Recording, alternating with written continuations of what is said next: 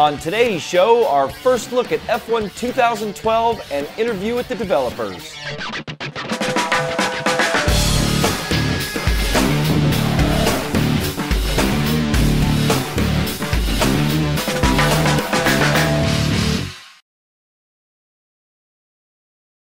Welcome to Inside Sim Racing, our E3 2012, F1 2012 special edition. I'm Darin Gangi here with my good buddy, Shaun Cole.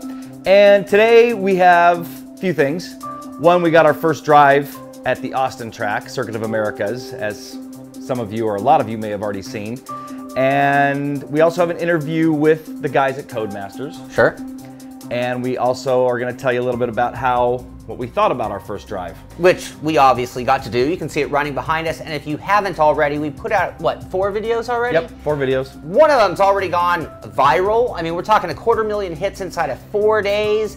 And this is a video, it's really the entire world's first chance to see Circuit of the Americas track in Austin, Texas in all of its glory. And like you said, you got to do an interview with them. We have a lot to tell you about, or a little to tell you about our experiences, but we should probably get to that video and hear what they had to say about the game, huh? The interview, you mean? That's what I mean. Let's do it. All right, well, I'm here with Stephen Hood and Paul Geel. Guys, great to have you back again in the studio. E3. Absolutely. Lots going on. So new title, F1 2012. Why don't you guys tell us changes that you guys have made based on the last two? Tell you about some of them. The core thing, again, for us is about improving that driving experience. People always talk about features above and beyond that, which is what we'll get to in a second, but the core thing in the Formula 1 title is the feel of the car when you're driving around the circuits. Obviously there's a new circuit this year with the American track, which is pretty awesome. We've been playing that earlier.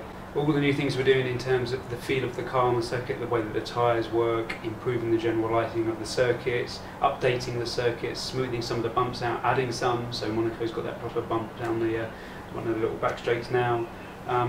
All those kind of details above and beyond the things that we are doing elsewhere in the game.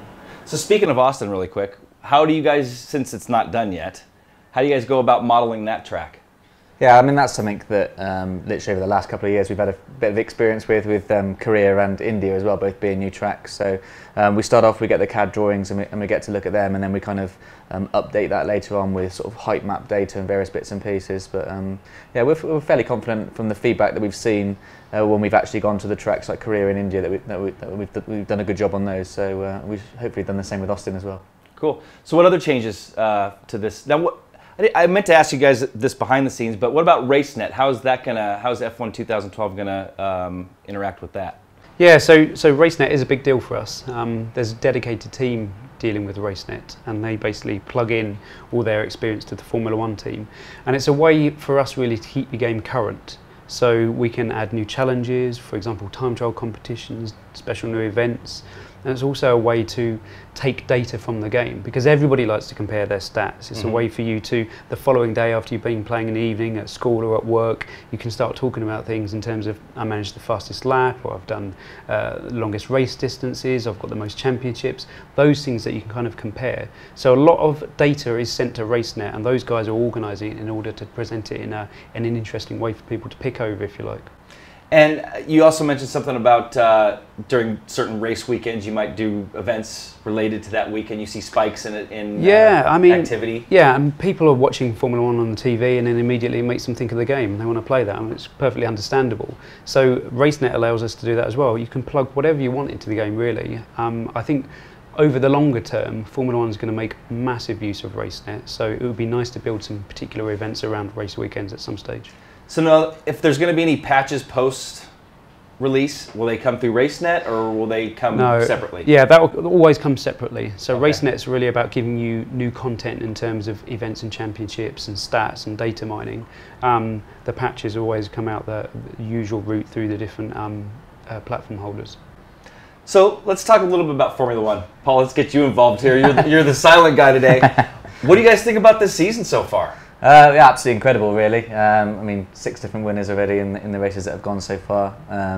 One of the things that we've had in the game from the beginning was the sort of tier system and who's the best, and we're just constantly there going back and forth after each race going, well, now these guys have moved up here and these guys are here. So I think what we're seeing is a lot more sort of driver ability being brought to the fore, and that's something that we're able to bring into the game as well. And we've had lots of various stats and things that we can tweak, and one of them I think is, you know, you're really starting to see some really good driver performances coming through, so we're working that into the AI a little bit more than what was been previously. Yeah, and you're seeing that, you know, within the teams, Rosberg and Schumacher, Absolutely. Massa and Alonso. So are those drivers going to be stronger per team, or is it just going to be based on the team? How is that going to No, work? it's per driver. So yeah, we've got a lot of things that we can alter. I think where we were tweaking those things before, if you looked at last season, for example, at the beginning, Rosberg was much stronger than Schumacher at the beginning, but their grid positions were often 7th and 8th anyway, because that was just where their car sat. Whereas now you're seeing, well, particularly with Ferrari, you're seeing Alonso, you know, battling out at the front, and maybe Massa's not doing quite so well, so he's just able to work on that car a lot more. So that's down to his sort of driver-specific characteristics, and that's something that we can hone into the game. Interesting. So speaking of Mercedes, are you guys going to model that DRS differently because they've got that whole front system going on? Is that particular car going to be modeled differently in the game? A lot of people have been asking for that because they know that. Everybody jumps on the fact that the Mercedes has got a different DRS system. So, for example, in some corners they can get that DRS open really early because it doesn't really upset the balance of the car. That's something that we've been playing around with. So you will notice in our game the fact that if you are driving a Mercedes, you can get the DRS open. Not only is it a little more efficient, but it's better balanced as well. And it's nice to have those differences in the car. So you could go from the Mercedes, for example, to a lower tier car and notice that you've really got to get the car straight sometimes before you can use DRS. And that's where you'll lose 1 or 2 tenths around a lap. So when you really know the circuit and you're trying to get that performance, the Mercedes system does make a difference. Okay, cool. So everybody on our side of the world here, the hardcore side, want to know about the physics. What have you guys done on that end? Have you guys made any changes to the tire model, how it reacts suspension? What have you guys done there? All of the above, really. I've spent a lot of focus this year on tyres and suspension, and just other little bits and pieces that we can get away with. I think this game's quite shaped a lot on research, you know, sort of interviewing fans who had bought 10 but maybe didn't buy 11, or bought 11 and didn't like 10. So we were quite surprised to find out there were sort of 2 distinct camps. Some people who preferred 10 and some people who preferred 11. So we've tried to really take the best characteristics of both.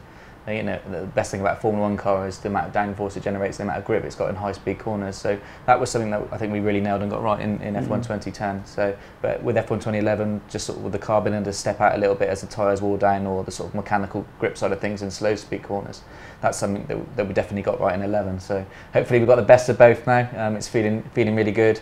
I'll attest to that. It does feel really good. And when I was just driving it, it feels cool. And like I was just talking to you guys too about where the rubber meets the road, and I'm definitely starting to feel it more on the front end. You know, Yeah. I instantly took to it. For me, it was just learning the track. I asked you if I wanted over the track because I didn't know Austin, but it was still fun learning it. But the feel was definitely there. It felt really good. Yeah, and that gives us the ability then to sort of try and get more driver interactions in. So another thing that we put in, which we were sort of toying around with last year but didn't have much of an effect, is a brake bias, adjustable brake bias. So anyone who watches on board of my man Michael Schumacher will constantly see him moving the brake bias around as he's going down straights and into short corners. So that's something that's in the game now. Force feedback. Now, I know we've talked about this in the past at this time in development, and usually that comes late.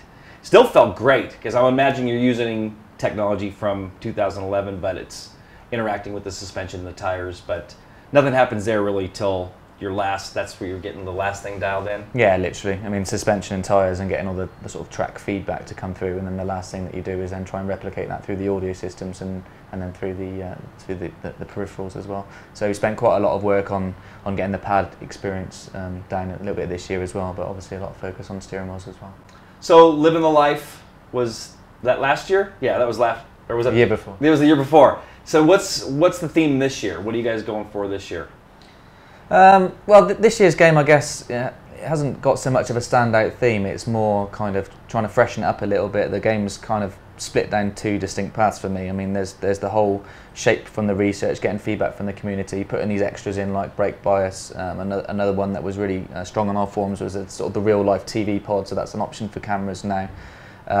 We've moved the weather system on for localized weather, so now you can get like weather fronts come in and just rain on one part of the track. So all these things. Nice. That was one of my questions. Yeah. Because at Monaco, there was absolutely that little section was raining. So yeah, it always happens awesome. in Spa and things as well. But also at the other end, there was you know, some issues that we had to look at, and that the game perhaps didn't feel fresh year on year, and there was took too long to get into races and various other bits and pieces. So we've got a brand new sort of front end this time aimed at sort of navigation and just jumping into game modes, and some other things that we'll be announcing a little bit later on. So just a little teaser there. Cool. Now, are you guys getting into the tail end of the development cycle? Let's say, I mean, are you guys think you've maxed out the 360 or the PS3, and are you guys looking forward to that next step, the next level of technology to start working on that? Yeah, I think we're always looking for that next level, because as game developers you can always use the power that's available to you. What you have to do on this current cycle of machines at the stage we're at now is just make better use of what you've got available. It's not as if we can start adding to consoles, especially more memory, faster processors. It just doesn't work that way. So we come up with new tips and tricks and better ways of optimizing what we've got already. And it is amazing how much of an improvement you can make. And that's one advantage we've got with all the technology in Codemasters and the Ego engine, and the fact that we are doing Formula 1 year after year, is you get to that stage where you go, it worked this way. If we did it like this, we'd make more of it. So the lighting can look better, or the weather system, as Paul's touched on, looks fantastic this year. It's always looked good, and I'm biased as part of the team. It's always looked good. I'll agree with that. Yeah, but it's about tying it all together. Pretty much the best looking weather out there, and feeling, actually. But you wait till you see 12. I'm looking forward to it. I loved running Austin. And by the way, guys, thanks so much for coming and, you know, giving us the opportunity to show this the way you have. But yeah, I kind of wanted to try some other tracks, but definitely cool that we got to try Austin for the first time, and that's going to be a fun track. I'm really looking forward to that.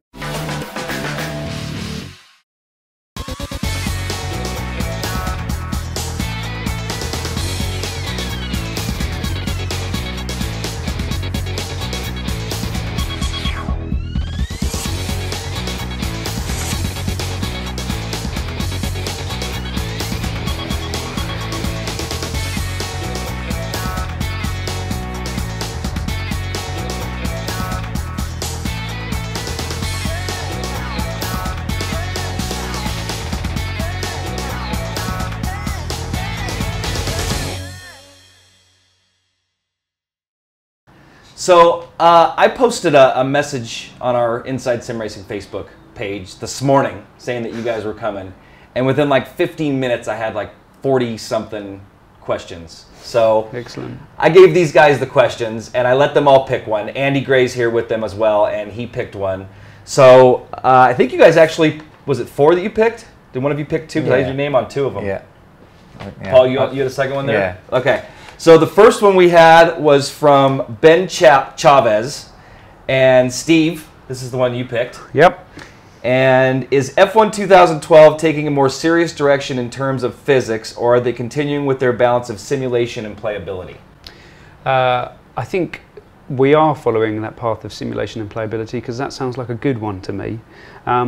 Yes, some people have said, oh, are you going down an arcade path, or is it going to be sim? And we've always maintained that what we're trying to do is replicate what you see on TV and give you the right kind of feeling, so that you can play out the things that you're aware of by watching TV. And that means knowing that when the car's light, it's more manoeuvrable, knowing that you don't want to lock the tyres up into a corner. If you want to play around with KERS and DRS and brake bias, you can do that. We're trying to make a consistent experience, so even if you're not brilliant and you turn the driving aids on, you can lap consistently and play out that strategy of Formula 1, which is what you were talking about earlier, the fact that you love Formula 1 for the fact that you could be running in 5th or 6th, then you make the right tyre choice, or the weather comes in and you've made the right choice on setup. Things can play out in your favour, and that's what we've always been chasing. And I think 10, then 11 was an improvement in the feel of the car, and now you've got 12, which is a huge leap over the previous titles. And so I think it is about trying to copy what happens in real life, simulate that accurately, but having that element of playability so a vast majority of people can enjoy the experience. Thanks for that question, Ben. Next one was Paul and Joe Crook and Dynamic Cloud Cover. We kind of touched on this already. Yeah, so we only briefly touched on it. So that's one of the big features, I guess, and the way that some of the things that we do in development, especially since we've signed the contract extension, is we've got an R&D team now in Formula 1, and this was originally looked like it was something that was going to be beyond going into this title, but those guys have worked really, really hard to pull it in. And we were watching some early prototypes of it in action, then we got to play it for the first time, and we were really pushing to get it in. And as Steve touched on earlier, the weather looks fantastic now. And I think the way that it's played out in previous races, there wasn't too much of it being in that grey area of which tyre should I be on, and kind of making those gambles. It was either really wet or intermediates or dry, and it didn't sort of sit in those windows very much. So that's all changed for F1 2012, and it's now, you know, you can very much sort of see the weather fronts coming in and make decisions based on that, but then it wouldn't always go that way. Just like we saw in Monaco, you know, everyone was convinced it was going to rain. One of the drivers, I think it was Verne, came in for intermediate tyres and spent around the last 6 laps running around on that, and then eventually 2 minutes after the race it ran. So that those sort of weather scenarios and the ability to be able to sort of manipulate certain weather conditions, especially on tracks like Spa, it's historic that, you know, it might even be raining in one sector because of the weather fronts only moving that direction. So it's such a big track. Absolutely. So how randomized it's going to be? So if I run a season right now and start in a Lotus, let's say, and then I start another season in a Lotus, how randomized is the weather going to be throughout the season? If I started just from scratch and played it through, is it going to be completely randomized, or is it going to be the same thing every time I go to that same track? No, it's different each time, and it also depends on your race length as well. So, you know, we create these sort of weather scenarios that go across this sort of time span, and then depending on, you know, if you're not racing 100% race distance, you're only racing 50 or 20, then you're going to be at a particular point along the timeline. But there's not one timeline per track. There's literally hundreds of scenarios, and there's also at various points there's random chances of it not doing what it's supposed to do and skipping back down again. So I mean, nice. You could literally restart the same race and it would do something completely different. Very cool. All right, Joe, thank you for that question. Next one is from John Mason, and this is Andy Gray's question. PS3, will the graphics be addressed? And the last 2 titles look like the PS3 was thrown together as an afterthought, particularly in 2011. Would really like to get excited about this game, blah, blah, blah. So have you guys addressed the PS3? Personally, we have definitely noticed a difference. I mean, we can't really compare the PC because that's just a different animal, and there's just lots of tweaks you can do, and depending on your system. But Xbox to PS3, I definitely saw a difference, and I thought that the Xbox was better. So, what have you guys done something to address that on the PS3? Yeah, it's been a big change for us because, I mean, we're very aware of some of the comments that came out. We're able to see ourselves in development as well. We had a lot of discussions around doing the right thing for the PlayStation. So we've put a lot of time and effort into that, but the right people on it. So I think you would now see a big leap on the PlayStation 3. It's a massively important format for us for obvious reasons. The size of the user base that's out there, the power of the machine, and it's about doing justice to Formula 1 on that format. So I think 2012 will be a huge leap there. Okay, so Paul, you had a second one, and you probably picked it because I have to painfully try to pronounce this guy's name. Nazrul Safri, I'm not going to even pronounce his last name. Please work on the external sound, echoes and environmentals. Bad sound makes realistic looking cars moving around like toy cars because of the sound. Well, that was really nicely worded there too. So yeah, I mean, we know exactly what the guy means. Environmental sounds. Yeah, I mean, it's actually really hard to capture audio from a Formula 1 engine, as our audio guys will testify. All the teams have been brilliant with us.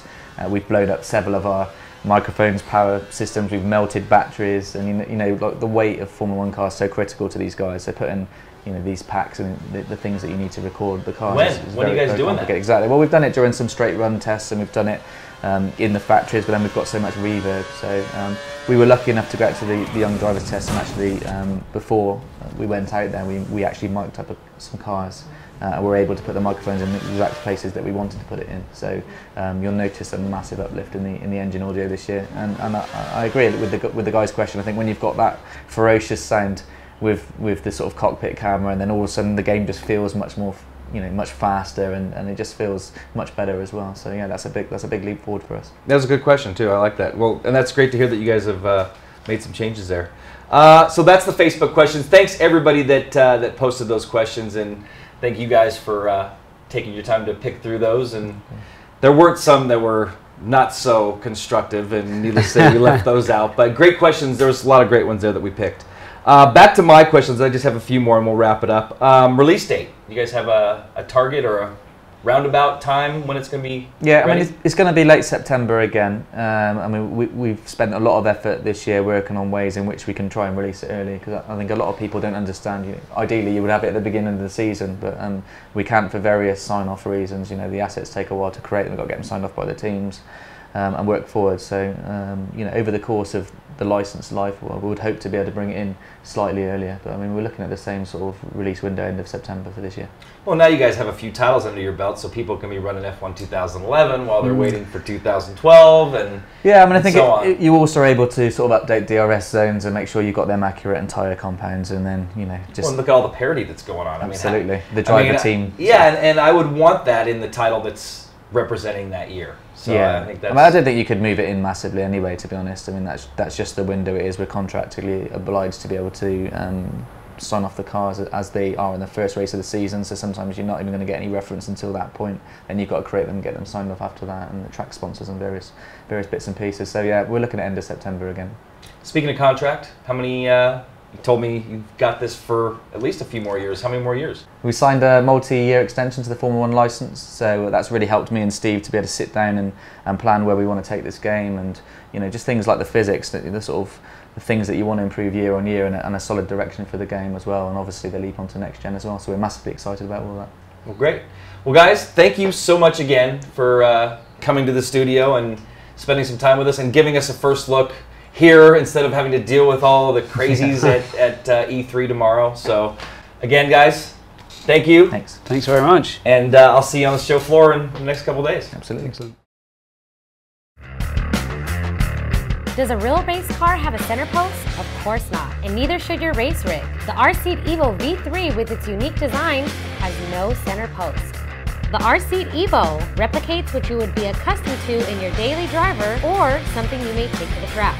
It can accommodate drivers from 4'11" up to over 6'6" tall and is pre-drilled for all of the major wheel manufacturers on the market today. When it comes to performance, look no further than the R-Seat Evo V3. Check out the R-Seat Evo and other sim racing equipment by heading to www.rseat.net. The T500 RS wheel and pedal set from Thrustmaster, officially licensed by Sony in Gran Turismo 5 and designed for the most die-hard racing fans. It has unmatched power and precision, it's backlash-free, and totally responsive. With this wheel and pedal set, users will go farther than ever before in their racing experience. To find out where to purchase the T500 RS, visit www.thrustmaster.com.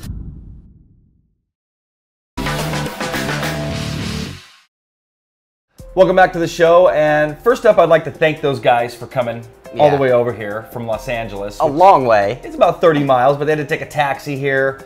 Second year in a row that they've done that for us to come check out their game. And no, actually last year they didn't bring the game. No, they just came to hang out. So, and the thing about it for us that's so cool is when they come here, it's a different environment. Everyone kind of just drops their guard. This isn't E3 where there's just so many people and so much going on, and it's a lot more intimate.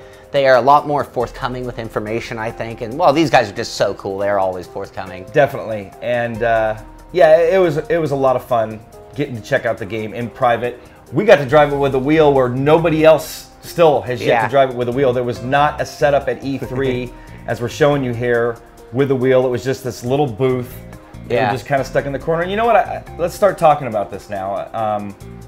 You know, it's a shame to see that Formula One isn't better represented here in the States. Right. And in talking to those guys behind the scenes, it doesn't sound like the sales for this title is at the top of the list as far as countries go here in the US. I mean, they definitely are getting more sales in the UK and in Europe in general. But it just goes to show you, and E3 really showed that too, that just the lack of interest really for Formula One here, and it's just a shame because it's such a great series, definitely the best series in the world. Yeah. And it's a shame that we don't see it more here. Yeah, I think that's why there's so much banking on this Formula One race in Austin, Texas, because this is the type of thing that can make true racing fans, Formula One racing fans, out of Americans.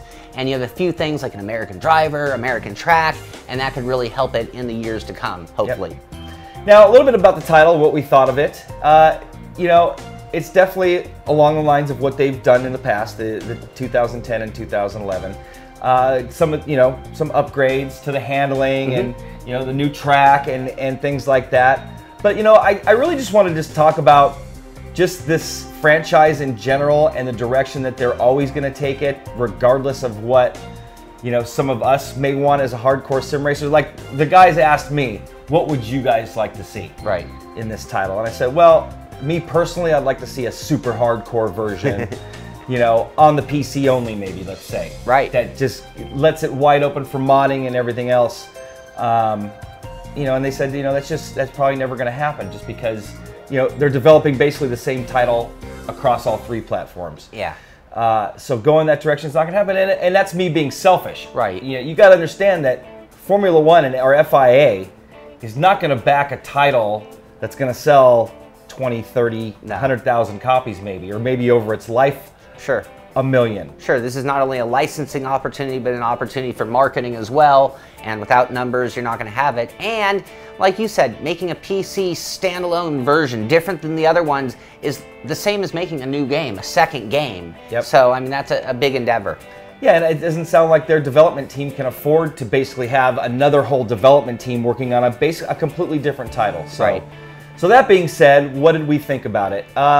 Definitely, again, an upgrade. You know, here's another thing I'd like to mention too. These titles are getting at the end of the life cycle for this generation of console. And I think we really saw that at E3 this year, with really only 2 games being represented there in our genre, F1 2012 and Forza Horizon. And, you know, it's like they're saving all the big stuff for the next gen. Well, and a lot of these companies have already maxed out what they can actually do with this system. So maybe they're, you know, trying to get as much as they can out of it, but they've already gotten to that point, so they can't show you much more. They can't be that much more exciting. So yeah, kind of a null year. You know, as far as force feedback goes, felt good. Felt like 2011. Definitely felt a little more one-to-one. Felt more of the rubber meets the road feel that we're always looking for. You know, is it on par with an iRacing or even the best R-Factor mods? No. Is it going to be a good racing title? Yeah, absolutely. You know, you got to really look at it as that.